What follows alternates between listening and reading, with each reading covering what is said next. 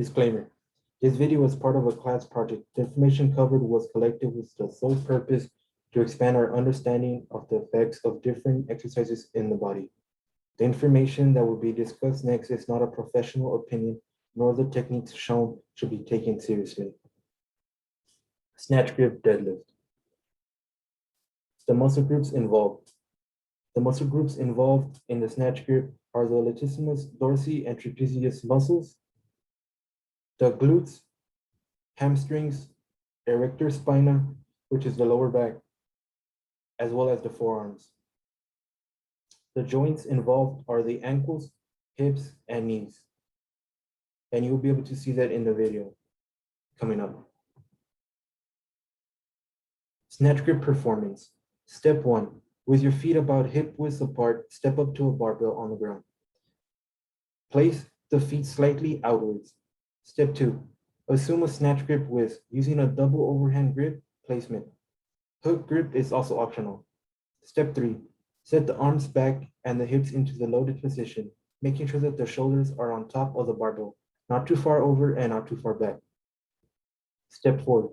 Initiate the snatch grip deadlift by pulling upwards on the barbell with the back, traps, and arms while simultaneously pushing the feet into the floor.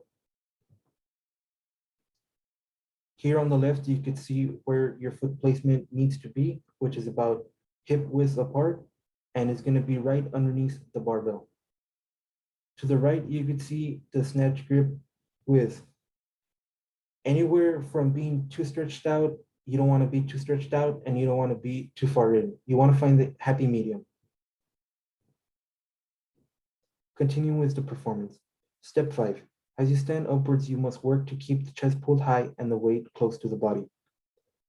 Step 6. At the top of the snatch grip deadlift, the arms should be straight, chest pulled up, and the weight dispersed through the backside of the body, which is going to be the glutes, back, and the traps. Step 7. While maintaining back tension and control, lower the load the same way you lifted it, making sure not to allow the back and hips to lose tension. Here you will see the performance.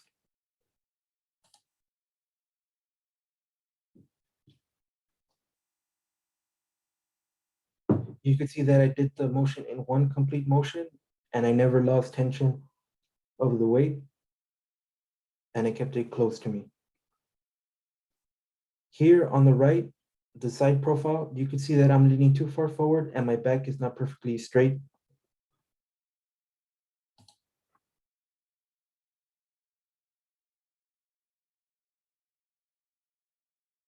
But I did keep my chest pulled high, and that's the goal of the snatch grip. Although you need to have proper form. Like right here, it's bad form. My back is not straight. I'm leaning too far forward. I need to be more back. Progression and regression movements. Deficient snatch grip deadlift. It can increase pulling strengths off the floor, be used as a conjugated deadlift variation, increase lower back and leg strengths in the deadlift. Snatch grip deadlift with accommodating resistance. Accommodating resistance via bands or chains are great to increase rate of force production, motor recruitment, and maximal strengths. Tempo snatch grip deadlift can be used to increase back strength, hypertrophy, and movement integrity. Floating snatch grip deadlift. By performing repetitions in a continuous motion, the lifter is forced to increase concentric and eccentric strength and motor patterning of the pull.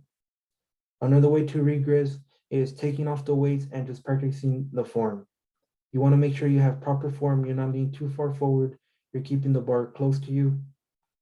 You're not moving your hips out before you move the weight, which is a common mistake that most people do.